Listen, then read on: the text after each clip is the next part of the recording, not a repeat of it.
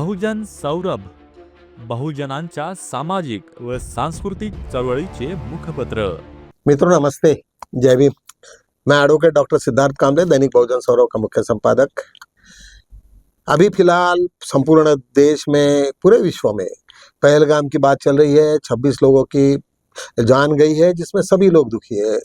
वो चाहे कोई भी पार्टी का हो, जो भी हो गए, लेकिन उसमें कोई ऐसे जात का कोई ये नहीं था। बहुत सारे यूट्यूबर्स ने इस तरीका से गंदी गंदी बातें बताए कि जितने भी लोग मरे उनके पैंट्स खुले थे, उनकी चैन खुली थी। ये सब गंदी बातें हैं, ये बातें होनी नहीं चाहिए। हमें थोड़ा सा इतिहास की तरफ में देखना पड़ेगा कि डॉक्टर बाबा साहब आम्बेडकर ने 1940 में जो थॉट्स ऑन पाकिस्तान एक किताब लिखी थी, उसमें स्पष्ट रूप से लिखा था।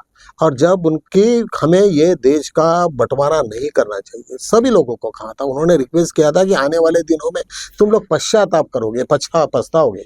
तो वही बात आज तुम सब लोगों को दिख रहा कंटिन्यूअसली। उसके बाद में 70 साल तक हम लोगों ने कंटिन्यूअसली लड़ना ही चालू किया, हिंदू मुस्लिम हिंदू मुस्लिम। ये क्यों हुआ? क्योंकि बाबा साहब कहते थे कि ये सब बंटवारा सही ढंग से नहीं हुआ तो उसके परिणाम आने वाले दिनों में बहुत बुरे हो गए। उन्होंने बहुत सारे जगह पे उन्होंने ये बताया है कि ग्रीक, टर्की और बल्गेरिया, यहाँ पे जो भी लोग थे, यहाँ का भी जब बंटवारा हुआ, छोटे छोटे देश थे, लेकिन उन्होंने एक जगह पे वो माइग्रेटेड हो गए, जिसके वजह से उन लोगों ने अपने आप की तरक्की कर सके, एक दूसरे के जाति के पीछे नहीं रहा। आज हम लोग ये देख रहे हैं कि पैलेस्टीनियन और इजराइल का जो वार चल रहा है, केवल कास्ट का वार है। जहां जहां भी जाति के आधार पर वार चलता है तो सब जने को यही चताया जाता है कि वो अपने धर्म पे कुछ तो भी ये कर रहा है। मुस्लिम भी उससे कुछ दूर नहीं गए। उन लोगों ने भी अपने आप ने को इतना आइडेंटिफाई करके रखा, उनके वेशभूषा से, उनकी दाढ़ी से, उनके बालों से, उनके बुरखा से। सब लोगों में उन लोगों की इतनी कट्टरपंथी बना दिया उनको कि वो लोग भी अपने नॉर्मल लोगों में मिक्सअप नहीं हुए। और बाबा साहब का जो कथन था कि एक दिन वो अपने आप को देश से ज़्यादा भी अपने धर्म को ज़्यादा अहमियत देंगे, और वही बात आज हम लोग महसूस कर रहे हैं। मुझे किसी को ये नहीं कहना है, लेकिन बाबा साहब ने सब आर्टिकल 29 में माइनॉरिटीज़ के सब राइट्स को प्रोटेक्ट किया। उस वक्त बाबा साहब ने मुस्लिमों को भी समझाया कि रिजर्वेशन का हिस्सा तुम भी बनो। तब उन लोगों के नहीं, हम कहाँ से, हम तो ऐसे हैं, हम धर्म के आधार पर सब लोग उनका चलने लगा। और बाबा साहब की एक बात नहीं सुनी उन्होंने। जब जिन्ना को बाबा साहब ने कहा कि भाई ये सब तुम्हारा ये है, एक दिन तुम लोग पश्चाताप करोगे, बिल्कुल जिन्ना ने उनको मना कर दिया कि वो सब बातें अभी बहुत पुरानी हो गई, अभी तो बस हमें पाकिस्तान मतलब पाकिस्तान ही चाहिए, कुछ नहीं, कोई ये नहीं है। सब प्रयास करने के बावजूद भी आखिर जो हुआ वही हुआ। यही नहीं तो कश्मीर के भी बारे में बाबा साहब के स्पष्ट विचार थे कि बाबा साहब यही नहीं रुके, तो उन्होंने इंडियन कॉन्स्टिट्यूशन में लिखते समय आर्टिकल 29 और 30 में माइनॉरिटी के पूरे राइट्स को प्रिजर्व किया है। उनका यदि मानना था कि जब तक तुम SC ST के कैटेगरी में नहीं आओगे तो तुम लोगों को कुछ नहीं मिलेगा, तुम तो कांग्रेस में इतने बड़े पोस्ट पे हो, सब तुम्हारे हाथ में है। लेकिन उसमें मुस्लिम लीग भी नहीं सुन रहा था। ये सब के सब लोगों ने बाबा साहब की कोई बात को नहीं सुना। जो आज जो भी मुस्लिमों की हालत आज इस देश में है, वो उसी के वजह से है। वो उसके लिए खुद वो जिम्मेदार है और कोई दूसरा जिम्मेदार नहीं है। जिस तरीका से वो अपने आप को जो आइडेंटिफाई कर रहे हैं और सब कुछ ये हो रहा है, ये उनके लिए सर्वप्रथम उनका धर्म इम्पोर्टेंट है, बाद में देश अपना सेकेंडरी पे आता है। तो ये सब सिचुएशन से हम लोग गुजर रहे हैं। खैर, हम लोग ये बात के लिए तो हम निश्चित रूप से ये देख रहे हैं, लेकिन बाबा साहब के वो कॉन्स्टिट्यूशन के बाद में भी 1967 तक का इस देश में कभी ऐसा जातीयवादी कोई जात का झगड़ा नहीं हुआ। मुस्लिम और हिंदू मुस्लिम के बीच में कभी ऐसा कुछ नहीं हुआ। लेकिन उसके बाद में जो 1967 के बाद में कंटिन्यूसली चालू हुआ, तो आज तक वो रुकने का नाम नहीं ले रहा और कंटिन्यूसली उसके ऊपर राजनीति चल रही है।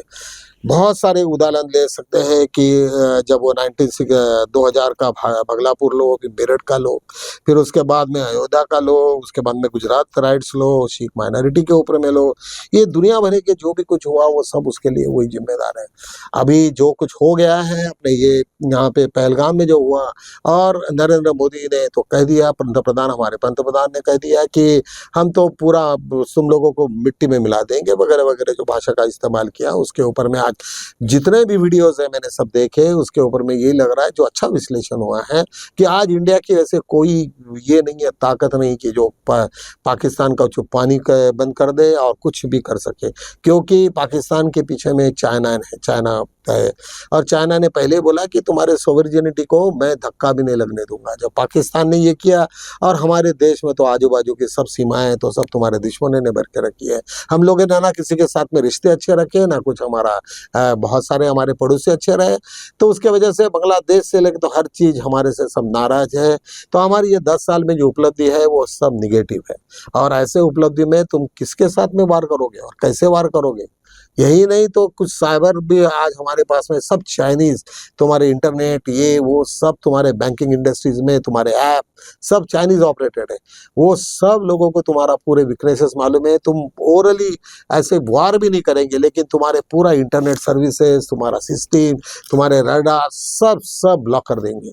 यही नहीं तो पाकिस्तान को पूरे के पूरे तुम्हारे सैटेलाइट के पूरे पिक्चर दे देंगे कि ये ऐसा ऐसा आ रहा है, ये सब गतिविधियां हो रही है, और पाकिस्तान तुमको बगैर कुछ किए वैसे ही करेगा। आज तुम्हें तो यह मालूम होना चाहिए कि पहलगाम में 1 घंटा तक वहां पे कोई सुरक्षा कर्मी नहीं था।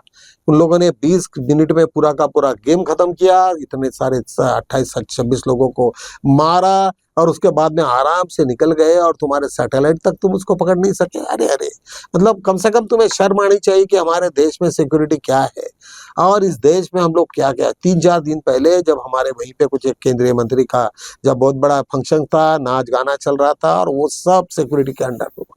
और लेकिन इतने सारे लोगों में सिक्योरिटी नहीं, हर जगह पे जिन जिनके भी लोग मरे सब हिंदू थे या और कोई मुस्लिम भी थे, सभी लोगों ने इस सरकार के ऊपर में ठिकरा फोड़ा। उन्होंने कहा कि सरकार की नाकामी है, और इसके वजह से ये लोगों के जाने गई है। या उन लोगों ने यहाँ तक कहा कि जब तुमको मालूम था कि वहाँ पे सब अभी भी टेंशन है, या अभी भी कुछ तो भी अनसिक्योर्ड है, तो आपने हमको क्यों बोला कि तुम पाकिस्तान अभी बिल्कुल फ्री हो गया, आप आराम से जा सकते हो, घूम सकते हो, फिर सकते हो करके। आज वहाँ पे करीबन लाखों लोग वहाँ पे गए सैलानी करके पिछले साल और आज के, और वो सब देखने के बाद में आज इस तरीका से हादसा हुआ। निश्चित रूप से उसका खंडन जितना भी चाहे वो करना चाहिए, हम बिल्कुल समर्थन नहीं करेंगे। देश की ताकत भी बढ़नी चाहिए, लेकिन अभी यहाँ बीजेपी आरएसएस और विरोधी पक्ष नेता इनके बीच में इतनी रिफ्ट है कि एक दूसरे से बात करने लायक उन्होंने सिचुएशन नहीं रखी। कभी तो भी इसके पहले कभी फ्रेंडशिप रहती थी, इन लोगों के बीच में झगड़ा भी होता था, लेकिन कम से कम बात करते थे एक दूसरे के साथ में। अब इन लोगों ने अपने रिश्ते इतने खराब कर चुके हैं कि वो विपक्ष की कोई बात भी नहीं सुनेंगे, और विपक्ष ने कहा उसके विपरीत करेंगे। इस प्रकार से हमारा वातावरण कभी भी हमारे देश का इतना खराब ही 10 साल में हुआ वो नहीं था। तो ये इसका भुगतना तो हम ही सभी को पड़ेगा, और भुगतने के समय अभी जहाँ वहाँ देखिए आप सबके रेट्स बढ़ गए, ट्रैफिक जो अपना ट्रेन के रेट्स बढ़ गए, सब किराया बढ़ गया, टैक्सेस बढ़ गए, सब चीज के ऊपर में उन लोगों को अभी गवर्नमेंट के पास में तिजोरी हो गई खाली। इन लोगों ने लूट डाला, अडानी अंबानी लोगों ने खत्म कर दिया। अब ये देश कैसा चलेगा? उनके पास में पैसा तो होना चाहिए। तो ये सब गंदी नीति की वजह से हम लोग सब सफर रहे हैं।